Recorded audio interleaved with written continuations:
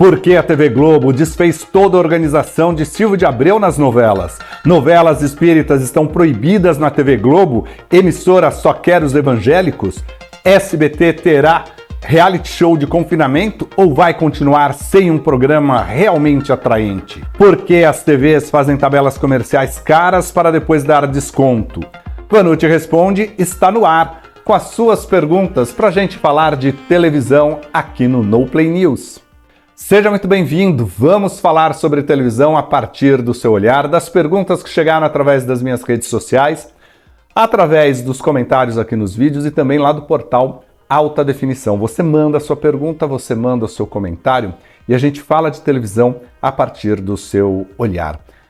Vamos à primeira pergunta? Essa é do @pelomundo Marcos Ramos. Vanucci, estava vendo a tabela de preços para anunciar nas emissoras e percebi que alguns valores são muito semelhantes aos da Globo.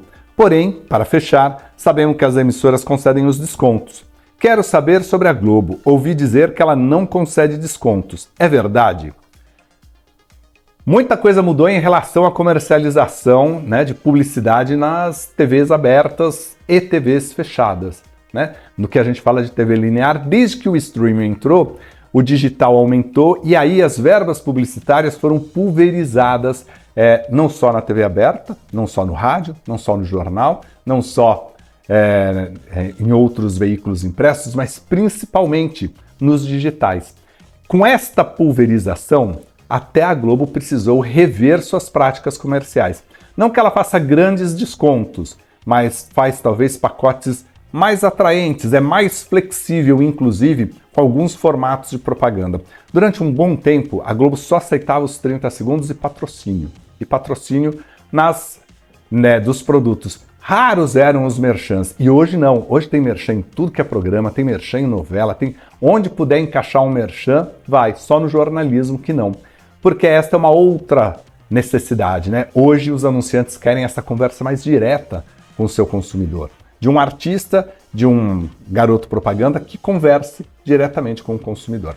Agora, o que acontece com as outras emissoras? Elas pegam muitas vezes a tabela da Globo, tiram um pouquinho do valor e oferecem ao mercado. E aí o mercado vai falar, não, tá muito caro, você não tem toda essa audiência. Aí ele fala, não, ok, eu tenho 15% da audiência da Globo, então eu cobro 15% deste valor. Outros dão descontos de até 90% na tabela. E aí vai negociação por negociação. Já ouvi até de uma pessoa ligada a uma agência de publicidade que fala assim, olha, tem determinadas emissoras que eu já nem vou negociar. Porque o cara já fala assim, tenho 90% de desconto, ou seja, o produto dele não vale tudo aquilo que ele está oferecendo ali, que ele informa valer. Por isso é importante sempre ter tabelas comerciais equilibradas com o pé no chão. Vamos a mais uma pergunta, essa aqui é do João Chinês e diz: por que a Rede Globo desistiu de logotipos criativos, como era na época do Hans Donner? João, tem muita gente realmente reclamando das vinhetas e falou que não tem mais abertura interessante, que os logotipos ficaram todos chapados, que antigamente era tudo em 3D, que tinha profundidade e movimento. E realmente mudou. A Globo segue as tendências internacionais, a Globo segue as tendências de comunicação, Pessoal da chamada é muito ligado a tudo que está acontecendo aí pelo mundo. Não só da Globo, SBT, Record, para tentar fazer com que esta linguagem seja o mais universal possível. Mas faz falta, Claro que traz esse olhar moderno, do que as pessoas estão consumindo agora e muito influenciado pelas redes sociais, Mas também faz falta aquela vinheta, que você via com movimento, com recorte, às vezes inserindo elementos humanos. Hans Donner foi um mestre, foi um gênio. Não foi por menos que eu e o Flávio Rico convidamos o Hans Donner para fazer a capa do nosso livro Biografia da Televisão Brasileira. Vamos a mais uma pergunta, essa aqui é do Thiago Veiga. Thiago diz: você tem a sensação de que a Globo desfez tudo que o Silvio de Abreu organizou? Lembro que a gestão dele era muito mais organizada e teve muitos acertos, como Novo Mundo, Tempo de Amar, Orgulho e Paixão, a Rock Story, A Força do Querer, A Dona do Pedaço. Se não fosse a pandemia, Um Lugar ao Sol poderia ter feito sucesso. Tiago, Se fala muito lá na Globo disso. Pô, na época do Silvio de Abreu era tudo muito organizado, havia uma fila de autores e mais do que isso, um investimento em novos autores. Silvio de Abreu era muito preocupado em lançar novos roteiristas, em novos autores, de voltar com as oficinas, justamente porque ele via que aquela geração mais antiga, que fez as grandes novelas, já estava se afastando. E que esta nova geração precisa entender o que é o bom folhetim que o telespectador tanto quer. Claro que toda gestão, toda mudança de gestão, cria ali mudanças de olhares. Né? Então, quando o Villamarim chegou, já ainda com o Ricardo Odton, e o Ricardo Odton chegou ao entretenimento no lugar do Schroeder, tanto o Odton quanto o Villamarim começaram a pensar diferente, de outras formas. Olhou ali, não apostou em algumas novelas, achou que algumas coisas ali não deveriam ser, aí veio a pandemia que mudou também a nossa relação com a teledramaturgia. Mas realmente falta uma fila ali, falta uma organização, falta um olhar a longo prazo. O Silvio de Abreu tinha essa preocupação. Às vezes ele tinha 4, 5 anos já mais ou menos engatilhados. Por quê? Porque ele tinha tempo de conversar com cada autor. Aí ele ia ter tempo de ler a sinopse de cada autor, das escaletas, dos capítulos, até chegar aos diálogos. Tinha um olhar muito diferente, porque é um autor que estava dirigindo o departamento de dramaturgia. Vamos a mais uma pergunta, essa é do Caio Lima, e ele diz: amo o seu trabalho, obrigado. Gostaria muito de saber se o SBT vai fazer um reality de confinamento. Se fala isso faz tempo, e até agora nada. Caio, muito se fala lá no SBT da necessidade de ter um programa de confinamento, um reality de confinamento, como tem a Globo, como tem a Record. A Record agora tem 2 próprios, né? Tem a Grande Conquista e a Fazenda. A Globo vai ter o Big Brother e também a Estrela da Casa. Então há uma preocupação do SBT de também oferecer esse segmento. Agora, pensar direito qual o formato, qual o valor, se isso é feito em parceria, como é que pode ser construído um reality e se ainda há espaço para um reality de confinamento. Né? Porque vai precisar achar o momento certo, que não vai colidir com o Big Brother Brasil, com a Estrela da Casa, com a Fazenda e com a Grande Conquista. Tem que achar uma brecha nesse calendário aí para trazer um programa de confinamento. Senão vai ser mais um, gasta-se dinheiro e talvez não tenha o retorno desejado. Agora, até o momento, não foi apresentado ao SBT nenhum projeto interessante de reality de confinamento.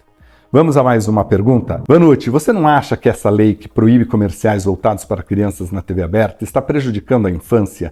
Não ter programação infantil ou artistas voltados para o público infantil faz as crianças consumirem cada vez mais produtos que não são para elas.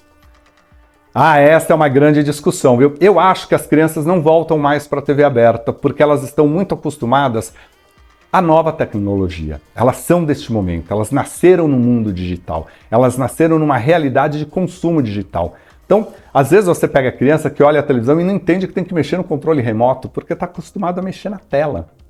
Né? Vê isso desde pequeno e assiste aqui, podendo escolher o que quer. Tem também uma questão de controle dos pais, porque aí, principalmente com os menorzinhos, os pais estão ali perto, olham, eles que estabelecem o que vão assistir, então há um filtro também. Então acho muito difícil voltar. Agora, a lei, é bem importante dizer, ela não proíbe propaganda para programas infantis. O que ela estabeleceu foi regras, né, e limites para essas propagandas. Então não pode ter aquele tipo de merchan que faça a criança querer muito o produto e pressionar o pai, né, porque tem que se entender de que existem pessoas de todas as condições socioeconômicas assistindo à televisão. Alguns tipos de propaganda também não são adequados para este público. Então, o que a lei fez foi isso, foi estabelecer. Agora, aos poucos, a TV foi perdendo espaço para a programação infantil porque menos crianças estavam assistindo a programação da TV. Este é o fato. Este é o fato. O próprio SBT tem uma programação infantil, tentou voltar com a programação infantil no meio do ano passado e não deu tantos resultados. Porque já se provou que de segunda a sexta, o horário da manhã não é mais das crianças, mas sim dos adultos que estão assistindo e precisam de informação. Então, há uma grande discussão. Agora, é preciso ter, de tempo em tempo, especiais, trazer e criar o hábito dessa criança começar a assistir televisão. Vamos a mais uma pergunta. Essa daqui é do Valdeir Ferreira. E ele diz: o Brasil, sendo um país com muitos evangélicos, não seria errado, da parte da Globo, exibir novelas com cunho espírita? Elas não acabariam afastando o público mais evangélico, que é uma boa audiência?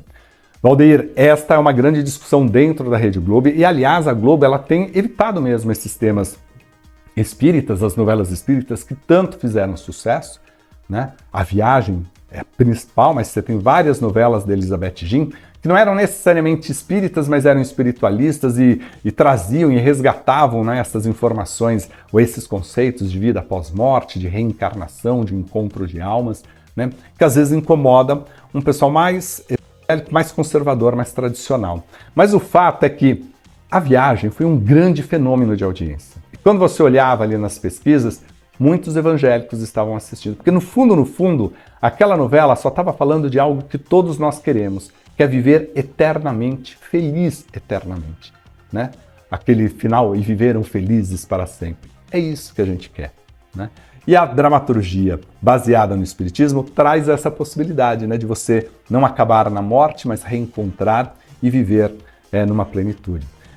Agora, não devem voltar tão cedo, né? Um ou outro elemento ali passa. O próprio Vai na Fé, né, que a Rosane Schwartzman fez brilhantemente, todo mundo falava que era uma novela para atender os evangélicos, ela apenas colocou o protagonista como evangélica, a família dela como evangélica, mas o casamento dela foi ecumênico, porque o marido era um bandista, o grande amor dela. Então, a autora conseguiu mostrar também que é possível você falar de tudo e atender a todos, porque nós vivemos num país onde, a princípio, um respeita a religião do outro, né? Agora, não espere uma novela espírita tão cedo, não. Aliás, há uma preocupação muito grande, não só da Globo, mas de todas as emissoras, de olhar muito para esse público evangélico, que hoje já representa uma grande parcela da sociedade. Está encostando, está diminuindo o número de católicos, aumentando o número de evangélicos. E aí tem toda uma mudança de comportamento, tem toda uma mudança de olhar sobre as questões sociais, né? E aí as TVs estão muito atentas nessa mudança de comportamento. Bom, o Vanucci Responde termina por aqui. Você sabe, você faz as suas perguntas nas minhas redes sociais, aqui no canal, lá no portal Alta Definição. Você traz os temas e a gente conversa sobre televisão a partir do seu olhar. Se você gostou desse vídeo, compartilhe, faça a sua inscrição. Ah, já fiz a inscrição, traz um amigo. Vamos aumentar aqui o número de seguidores. E muito obrigado a todos vocês mesmo que acompanham o meu trabalho, que valorizam, que compartilham. Tenho recebido muitas mensagens muito legais nesse sentido. Obrigado mesmo. Muito obrigado.